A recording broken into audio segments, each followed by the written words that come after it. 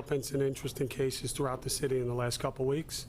We'll get through that. I'll go in order, and then I'll open it up for questions. You'll probably be sick of my voice well before that. I'm going to start with the 9-0 in Williamsburg. This Monday, early in the morning, on Monday morning, we had a series of assaults/robberies that took place roughly in the hour of 4 to 5 a.m. We were aware of it early that morning, right from Monday morning. A 9-0 squad, investigators together with our hate crimes task force were working hand in hand to kind of bring this case to a successful closure. What we know now is we have 2 individuals already charged. We have the second 2 individuals in custody and about to be charged, which will bring this case to this point in time, all 4 perpetrators apprehended. We know we have 6 assaults that took place. One of the assaults is not reported to the police, and we have not been able to locate that individual. The 4 individuals that are in custody is a 20-year-old, I'll get you the names afterwards through DCPI, a 20-year-old, 2 18-year-olds, and a 17-year-old, all with residences throughout Brooklyn. They are going to be charged with a combination of assault at this time, attempted robbery, and robbery. Of the 5 victims that we have been able to locate and identify and that have made police reports, 4 are Jewish faith. 1 is a Hispanic male construction worker on his way to work in the early morning hours. That's where we are with that case at this point in time. I want to thank the Brooklyn DA's office, the Hate Crimes Task Force, and the 9-0 squad. They've literally been working around the clock since Monday to bring this to a successful closure. This case may not be over. There are links that we still have to exploit that may have links to other parts of the city and other crimes that these individuals were done, but that's where we are at as we stand here today. I'm going to pivot quickly, and we'll come back at the end. You can ask questions to some of the violence that we've seen in the last couple weeks. It's been an incredibly busy 2 weeks. Not a lot surprises us, but even this surprises us when we saw some of the arrests coming in. In the last 1 week, we have had 11 separate cases closed, murder cases closed with arrest. That's just in the last week. 2 yesterday, I believe it's 2 or 3 the day before, and again, all in told, it's 11. I'll run through them briefly, but the first and most noteworthy was the one in Central Park, which was closed within days. Now, in Central Park on August 6th, we had an individual located on the north end of the pool. He has still not been positively identified, the victim, so I will not be releasing a name. We believe at this point we have a tentative name, but the family is not notified. That occurred on August 6th. On August 9th, that case was closed with an arrest. We believe the individual that was homeless was sleeping on top of the Lasker pool in the north end of the park. The case essentially broke in and around the crime scene. We found a summons, a Transit Adjudication Bureau summons, turnstile jumping, that was issued by one of our transit cops on August 2nd. That summons led us to, in fact, the perpetrator of the crime, who made statements and other evidence allowed us to charge and close out this case. August 13th, 73rd Precinct, female stabbed, closed on the 14th. That was a stabbing. May 16th in the 7-3 Precinct, closed yesterday with an arrest. That was an arrest of a stabbing at a social club. One thing that jumps out at you as you run through these 11 is we do not give up. Our Warrants Division, our Fugitive Task Force, we've made arrests out of these 11 in Virginia, in New Jersey, in Indiana, many throughout New York City and New Jersey. So 4 different states plus New York, where we will hunt you to wherever you run when you commit these crimes. 6-6 Precinct, we had a domestic murder on July 22nd. That case, the individual fled the next day to Indiana. He was eventually extradited this week to New York City on August 8th and charged yesterday. 52nd Precinct in the Bronx, we had a female stabbed on July 12th, closed with an arrest yesterday. December 16th, 2 of these murders are from 17, where they were still being worked on, and closed this week. We had a robbery and a gang member, 3rd individual charged in that case, a gang member was charged on August 13th. I mentioned the Central Park Precinct. In the 6-0 Precinct, about a week or 2 ago, We had a homeless individual found bludgeoned in the head, essentially, behind the Home Depot in the 6-0 in Coney Island. 2 arrests were made on Monday for that case. 46th Precinct. We had a case, terrible case last year, where a child was exposed to fentanyl at a heroin mill in the Bronx. We had made multiple arrests. We're not done until all are brought to justice. Another arrest was made in New Jersey on this Monday for that and charged with murder. 75 Precinct, it was well publicized, where we had a wolf pack. I compared it to the 4-8 case where individuals, gang members, are chasing somebody through the streets. We had our last arrest for that case this week with the arrest of Shakur Huff. That was on August 13th. In the 115 Precinct in Queens, we had a female stabbed domestic. That individual was arrested on the scene, essentially by patrol. That was great work by the responding patrol units. And from a 2017 case, we had a murder arrest on August 8th. 11 in total, made in essentially the last week in New York City. I want to move quickly to a photo that I'll put up. We had a double homicide occur on Sunday in the Bronx, where 2 individuals were shot and killed within the confines of the 49th Precinct. We're asking for the public's help when we get this photo up of this individual parolee that's currently being sought. Anyone with information is please asked to call Crime Stoppers. Have it ready, or we'll come to it in a minute. We'll get that to you in a minute. And that occurred at 2959 White Plains Road. And coming to the closure with what I have here, 1 or 2 more things. I want to switch to a bad incident, a sexual assault that occurred in the Bronx yesterday. We had a rape of attempted rape of a woman within the confines of the 44th Precinct. I won't give out the address because it's the residence, where a female Hispanic, 28, was followed into her building early, just before noon. A knock on the door, pushed into the apartment, and individual pushed into the apartment and attempted to rape her. We believe that individual may have tried to accost a second individual about a half hour before, God bless you, but no crime was committed in that one. We are asking for the public's help in this scenario to please identify if anyone recognizes this individual from the Bronx in the 44th Precinct, to please call Crime Stoppers. Do you have the other photo from the 4-9, the double murder?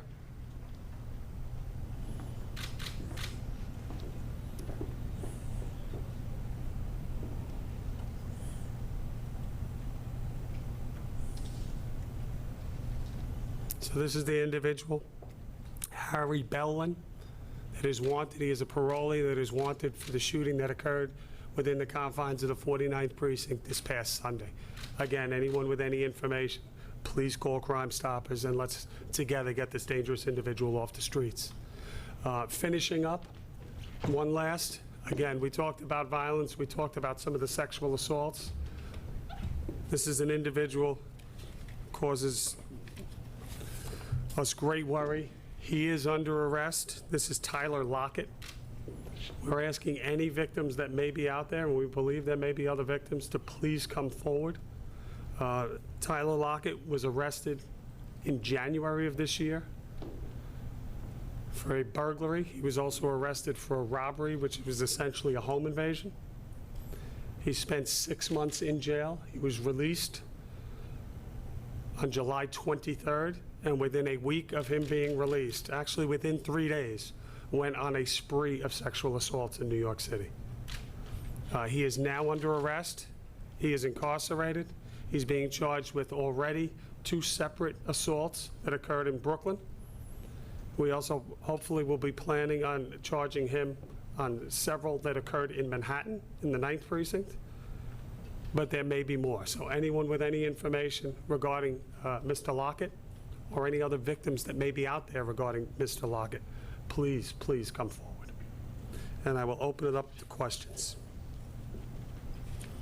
Can you comment on the civil lawsuit filed this morning by people alleging that the Muslim community is not adequately protected by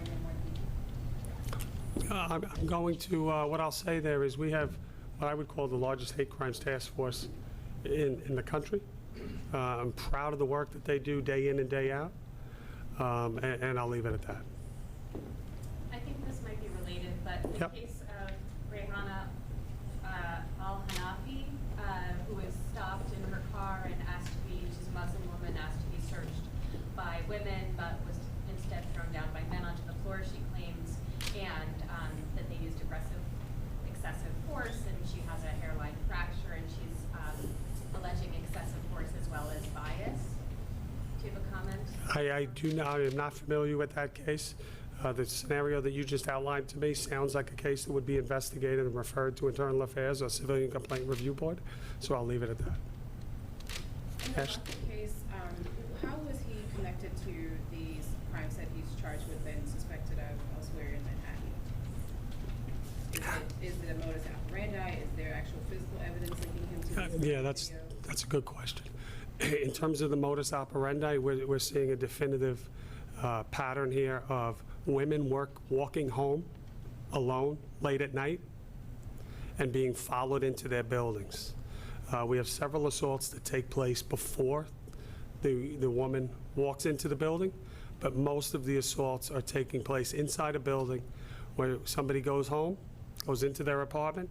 Shortly thereafter, a knock on the door, and they quickly open the door and then overcome. With these assaults, there was an RMA for one of them on August 2nd. It's my understanding that he was taken into custody that day. At what point did detectives put together a pattern, and what was the decision-making about what to put that out? So I'll just back you up a little bit, Ashley. He was a suspect in a case going back to January. Unfortunately, an arrest couldn't be made at that time. As you move forward, he was arrested in Brooklyn in the 9-0 for a couple different incidents. One of them is essentially what I just described to you. A woman walking home, going into her apartment, knock on the door, and overcome. A second one is a burglary. So we had a burglary and a robbery in January where he was arrested, incarcerated till July 23rd, to be exact. July 23rd, he is released. I believe he's released on his own recognizance. I can't stand here today and tell you a good reason why that happened. I believe it was a program. Within 3 days, we know that he struck and committed his first assault that we can tie him to. That was on July 26th. On July 26th, I believe that's the first day the RMA for the 9th precinct case went out. We wound up putting additional pictures of him out. I think that's what you're referring to on August 2nd, but we put out RMA's surveillance photos of him on the same day that it occurred, which would have been 3 days after he was let out from jail. Tony? In the Central Park case where you had the arrest on, I think it was the 9th of August, that essentially stemmed from, I guess you could call it a quality of life offense, a turnstile jumping citation. How often are you seeing arrests emanating from quality of life stops or enforcement? This is obviously a very serious homicide. I mean, we came from Comstat today. Comstat today, we talked to Staten Island literally every week is the answer to your question. You know, I highlighted today, and one of the reasons I thought it's good for the people in New York City to know. This is phenomenal, in my opinion. These are tragedies that we're dealing with day in and day out here, but it's important for the people of New York to know that they're detectives, they're police officers, whether it's on patrol, whether it's in steady sectors, NCOs, intelligence, or the detective squads. Do not forget about these victims. In that case, it was a classic example of an individual. I can't speak enough about Eddie De La Torre's transit cops in that case. Transit summons for jumping the turnstile found near the crime scene. One. Then number two, once the detectives find it and start strategizing together again, not in a vacuum with the transit officers. The transit officers went to a location where they believed they remembered this individual and caught him in the act, jumping a turnstile again. into the detectives with the investigation. Then it really took some steam, and we were able to charge. Some evidence that was recovered, as well as statements that were made. And that was in conjunction with the Manhattan District Attorney's Office. For that kind of case and that kind of short turnaround, this one hinged on quality of life. That's not out of the ordinary. For a murder case, it's a little more out of the ordinary, but it's something that we deal with every day. You know, whether it's an individual drinking on the street or smoking or anything else. It's a key part of our crime-fighting strategy. Graham? Chief, a few months ago, the department arrested Michael Hosang. He was responsible for a raid in Queens. He fled to Bellingham, Washington. And I'm wondering if... Fled to? What? Fled to where? Bellingham, Washington. I have a cough drop if you need it. Sorry. Fled to Bellingham, Washington. He was tracked down there. He's been extradited. My understanding is that he's being looked at for a series of other rapes here in the city. I apologize. It's yeah, off the tip of my tongue. I just refresh my memory. I'd have to refresh a little, and then it'll come back to me a little quicker. Okay. Well, That wasn't the, no. he worked at a strip club in Manhattan. The victim was a dancer. He brought her back. She jumped out the window. She jumped out the window. Yep, that was in Queens. Yes, sir. Yes, and what was the question? The question was, I understand he's being looked at for a series of other rapes. Well, that's what, you know, it's a big part of what we do, not just about sexual assaults, but any crime. In this case, special victims. Part of our due diligence is, you know, we first and foremost make the case that we have. We have a victim in front of us, but then part of it is slow down sometimes, and what's the big picture?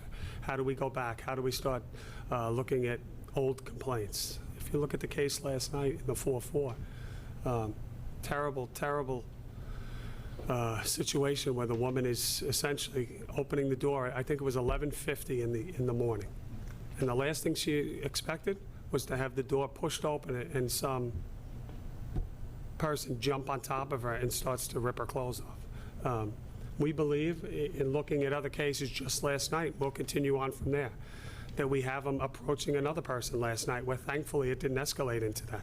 But we will continue now to peel back, whether it's forensically with what he has on him, whether it's electronically, whether it's his cell phone, whether it's old cases, and reach out to other victims as appropriate to make sure, thinking multiple things here, to get justice for those other victims, but also we do not want people like this individual walking around the streets of New York City.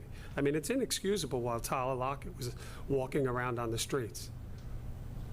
He pushed into an apartment, attacking a woman, then he does a separate burglary, and he does 6 months, and he walks out the door, probably to go to a program. Well, how'd that program work? Now we have 3 additional sexual assault victims in New York City. It's inexcusable to me.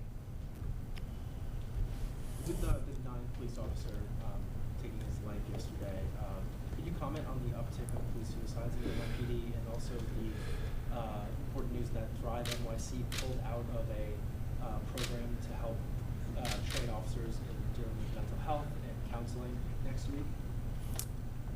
It's a crime briefing, so I'm going to stick to crime, but this is what I will say. It's been a tough year. It's been a very tough year. This is not unique to law enforcement, but for us, we are hurting right now. It's been a very tough year. And, you know, from the unions to the membership to the executives in the police department, we're all feeling it, and we're all trying as best as we can to work together to come up with initiatives to do more. Everyone wants the same thing here. So I heard you talk about the Tyler Lockett case, and you mentioned how it's inexcusable.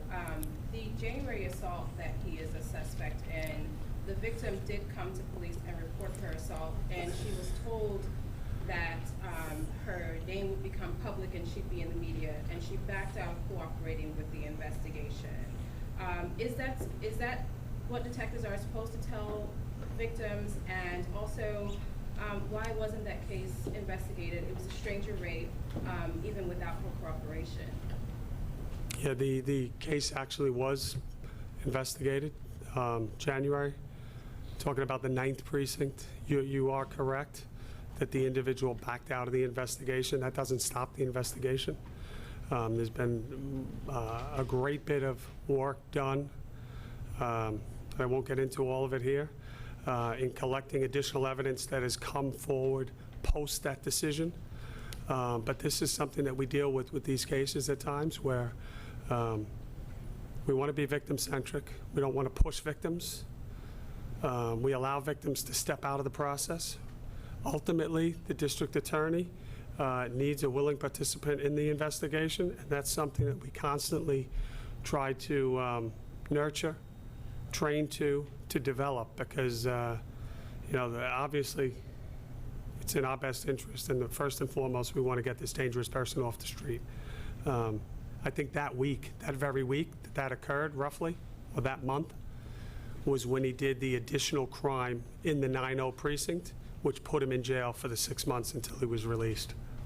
But the week that occurred, was it investigated when the victim came forward to police, or was it investigated in retrospect after investigators put it together with a pattern? And if so, why wasn't there an arrest?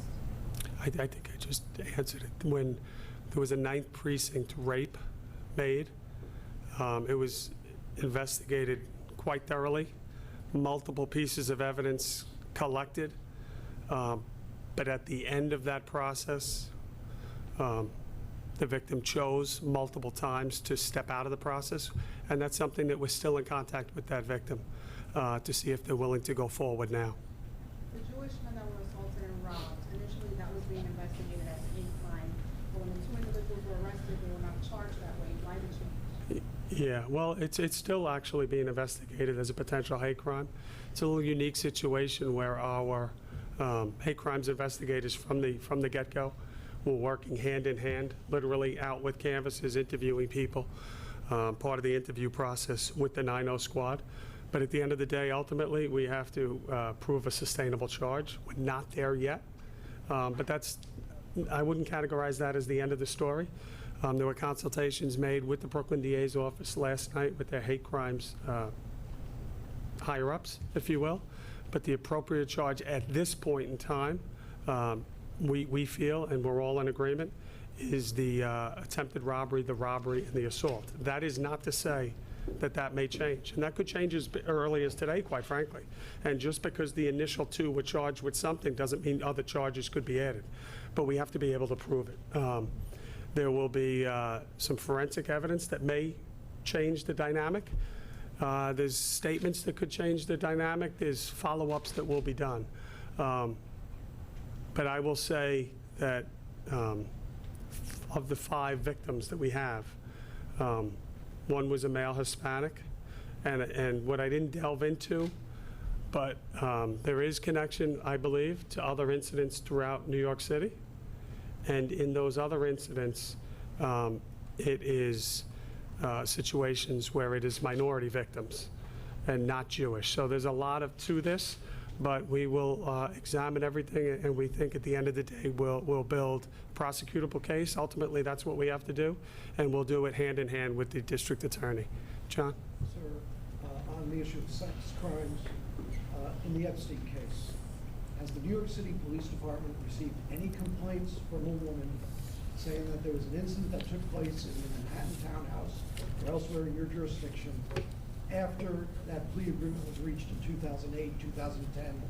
Have there been any complaints 2012, 2015, anything post the plea agreement directed to the New York City Police Department? This is what I'll say, Jonathan. You probably won't be happy with my answer. The FBI / NYPD Child Exploitation Human Trafficking Task Force, that's the team, and it is a team of professionals that built the case that ultimately resulted in Jeffrey Epstein being arrested most recently. That investigation is not over. I'm not going to get into specifics of how many victims, when they contacted us, or where, but that team conducted a pretty thorough investigation that is not over. It resulted in that arrest. Obviously, we're aware of what happened in MCC this week, but that investigation and that teamwork continues. Can you at least point to any public record complaint that has come forward post-2008, 2010? It's an active investigation, and I'm not going to give anything further than that. Yes, sir. Is there any update in the Brownsville shooting? Do you guys have a suspect or anything like that? Yeah. When you look at, I talked about 11 homicides solved. 2 of them were in the 7-3. There's been a lot of work done in Brooklyn North, the 9-0 assaults this Monday, the 2 homicides cleared this week in the 7-3. That case remains active. I know that Billy last week at the monthly crime briefing spoke on it. Every day, additional evidence is gathered, and we move closer. But this is not a situation where it's imminent. It's going to take some work. We have some more work to do. I'm confident that there will be an arrest made in that. But that remains an open homicide investigation at this point in time. It takes time. Yes, sir. Hi, if I could ask you about suicides. If there's a cop who's struggling, 2 things. What would you tell them? And is the department doing anything new to try to reach these folks? Yeah, I'm going to refer back to my earlier statement. Okay, I'm not going to get into the dynamics of exactly what we're doing right now. I'll leave it at obviously we're hurting. Whether it's the membership, the families of the officers, the executive team, the unions. We've had some press conferences. Are we doing more? Yes. As we speak, there's meetings going on. But beyond that, I'm not going to get into the suicides. 1 or 2 more? Chief, can you Yes, address sir. this? Are more officers coming forward? Same answer. Sorry. Yes, sir. Last one. Not to press on the Epstein thing more, but there was some reporting that the NYPD was in the Virgin Islands looking at a property that Epstein owned. I was wondering if you could just talk about that, confirm what was happening over there. Yeah, I think I saw it on the news that the NYPD was down in the Virgin Islands. As I said to Jonathan, that was an NYPD FBI case. That case is active, it is ongoing, and we continue to work it with our partners in the FBI. Thanks, Has the everyone. Phoenix house been searched? Thank you.